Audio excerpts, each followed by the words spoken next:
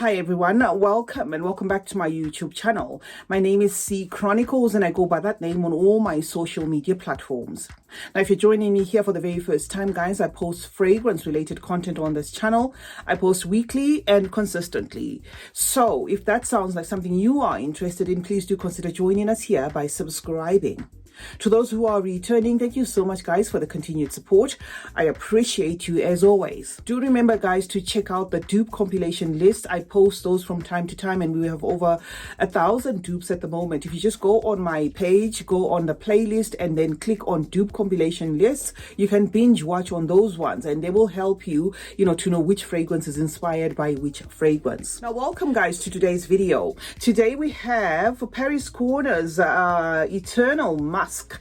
Paris Corner is on the roll, guys, and they have been dropping fragrances after fragrances. So this is the box for Eternal Musk. If you have watched the review for Eternal Coffee, you will know that this is the packaging that is sort of, within the Eternal whatever's in Paris Corner. So that is the box. In terms of the bottle, guys, this is what to expect. An identical bottle to Eternal Coffee, except that this one is grayish in color. So this is Eternal Musk, guys, and we're going to be deciphering what this fragrance is all about. I am going to spray it in its box as per usual, for the sake of you guys seeing the atomizer as well as for me to have a reference point. So for those who want to see the atomizer, that is the atomizer for Paris Corner's Eternal Musk. Okay, so I did try to search for the notes for this fragrance on the Paris Corner website. I couldn't get them, maybe because it's fairly new. So anyway, instead of holding up on the review waiting for the notes, I'm going to tell you my thoughts. And I do think I know what this fragrance is kind of inspired by. What I get at the top of this fragrance, guys, is a lightly airy aquatic natured flower here. It's a very soft flower that you're going to get there in the opening. Very delicate, lingering, flower. And I usually get that kind of scent from lotus flower. So I'm not saying this has got lotus flower, but I'm just saying based on my nose, this feels a lot like it does have that kind of, floral there at the top. Very delicate kind of floral. And then you're going to get like a nose tingling past it there, coming off another delicate floral again. So it does feel like it has 2 or 3 florals, but the second one that I'm able to kind of extract here feels a lot like Magnolia or Freesia. This musk feels a lot, it's gonna feel a lot to some people like it's just a floral, because it's either you get the musk or you don't. For some people it's gonna come across as a very light floral scent, but I do get a musky, very soft muskiness here that I sometimes get from Magnolia or from Freesia. It's not beastly, guys, this fragrance, by any shape, means, or form, but you are gonna have an aura there that just lingers, like a beautiful, fresh smelling, lingering smell around you. So if you're the sort of person, guys, that is always on the hunt for beastly fragrances, unfortunately this doesn't give me beast performance.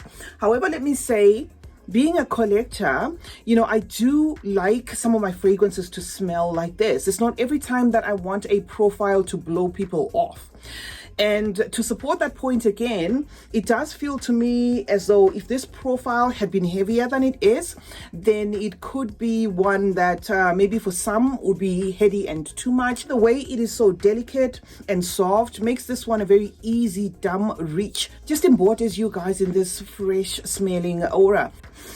It smells, like a freshly lotioned, skin, it's a skin like musk, but it feels like you just wore some lotion there. And the lotion is so delicate because, most lotions are not meant to take over like the role of perfume. They will be perfumed, but they do not smell very perfumey. So that is what you're going to get, like a scented soft lotion, very feminine this fragrance is. But while I'm saying this is very soft, do remember that it does work, of course, in the dry down there with a sandalwood. So it's not just going to be your basic floral and musk period. It does have like an underlying I'm tempted to say milkiness, but I don't want to, I don't want you guys to then disregard this, say you don't like lactonic fragrances, because I do often have some people coming to my comment section asking, is this milky? Is this lactonic? Because I don't like lactonic fragrances.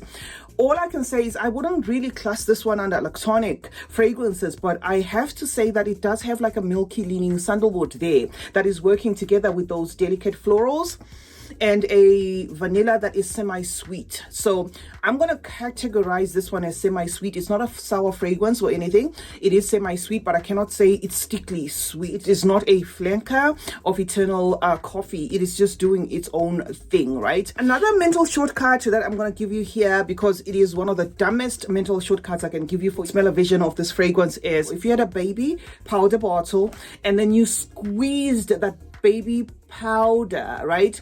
What you're gonna get from the powder puff, if you just put your nose immediately there, if it's slightly scented, kind of feels like the vibe that I get here, very gentle. To an extent, some people are gonna like this one even for bedtime or even for date night, because it is a fragrance that you are maybe going to get compliments for, but it's not compliments that you're getting because you walked in a room and your fragrance has taken over.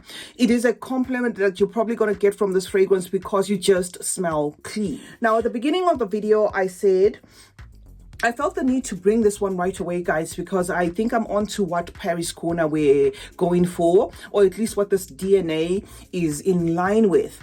I get a fragrance here that is very similar to Kaheela's Musk 12. So if you are the sort of person that likes that Kaheela Musk 12, then you do have your alternative here.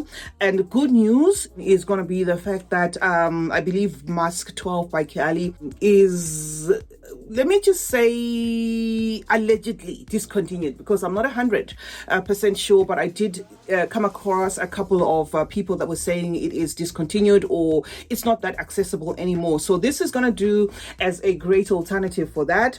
In terms of price, unfortunately, the Paris Corners, depending on where you are, vary in terms of price. So I would say search for this one, guys, so that you get a good deal if you must purchase this one in place of Musk 12, because Musk 12 in itself I think is a little over 100 for 100 mils, but this you can get, maybe if you search, if you get it from the right sellers, you would probably be able to pick this one for let me say under $50. So the price is for the Paris Corners vary. They're not as dirt cheap as the Latafas or the Maison Alhambras, but you can get them at an affordable price. Also, do check Aroma Concepts. They are stockists of Paris Corners, and they ship to more destinations. They cover a wide range of countries when it comes to shipping. And no, I'm not being sponsored by Aroma Concepts. I actually bought this fragrance, guys, with my own money. If you want more options, in case you haven't put your nose on Musk 12 by Kaheela, then this is going to be in the same vein as Clean Reserve,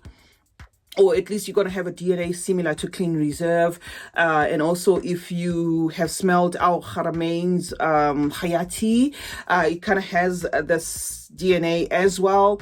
And Juliet Has a Gun, and Not a Perfume. If you like that fragrance, you're going to like this one. But what I'm going to pass it off as more leaning towards is gonna be Kaheela's Musk 12. So yes, that is what I can say, guys. That is what we have for you. I am going to bring Eternal Meadows, the green one, because I also managed to pick that one. I'm going to see how I'm going to structure my videos, but I have the Eternal Meadows and I'm going to bring it to you guys. I don't see this profile doing more than it is actually doing now, so I'm pretty sure this kind of scent profile doesn't change much. It will remain a fresh, delicate, floral, very feminine, very clean, just a little bit aquatic there with some musk. CeeChronicles is my name. Thank you so much, guys, for joining me today.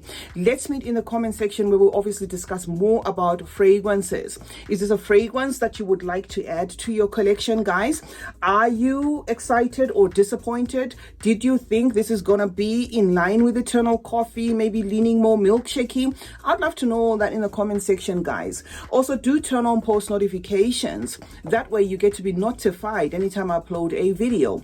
Like and share this video, guys, and remember that smelling good is a form of good manners.